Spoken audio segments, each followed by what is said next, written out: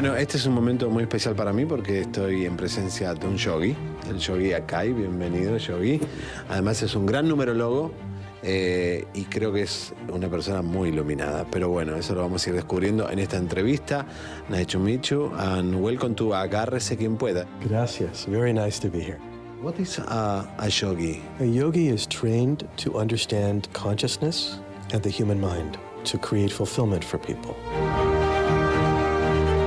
¿Qué dicen los números? The yogic numerology is based on 10 different parts of you. A soul, your essence, you can say it's the universe inside of you. Then you have a periscope that comes up and looks around. That's your intuition.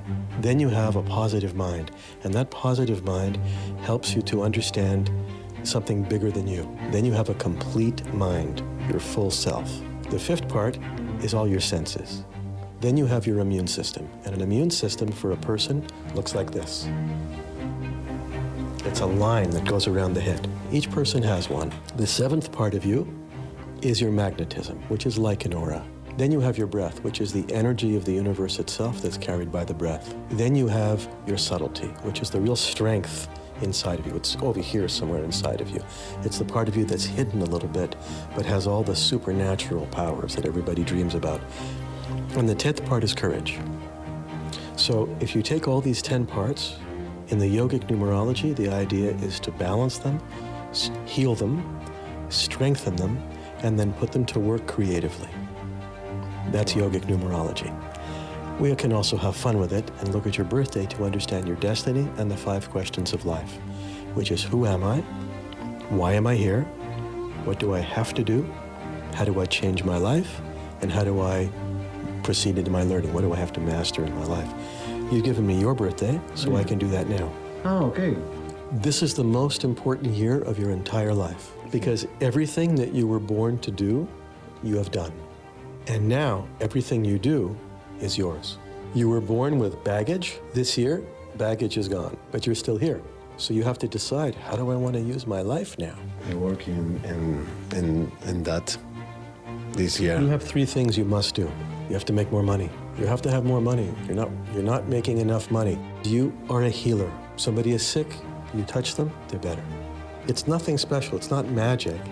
This is where you are in your life. And what is the 3rd thing?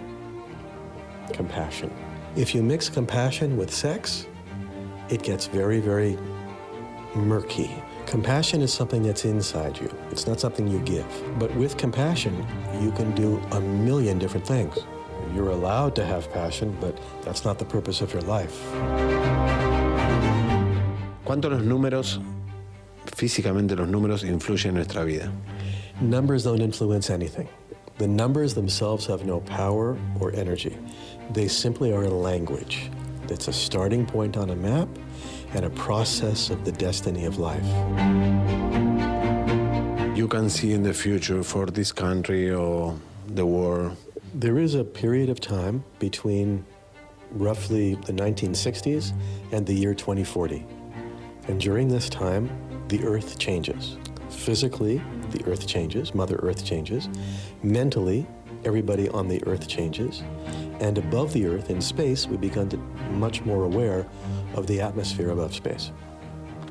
We enter the space age in about 2050, halfway through this century.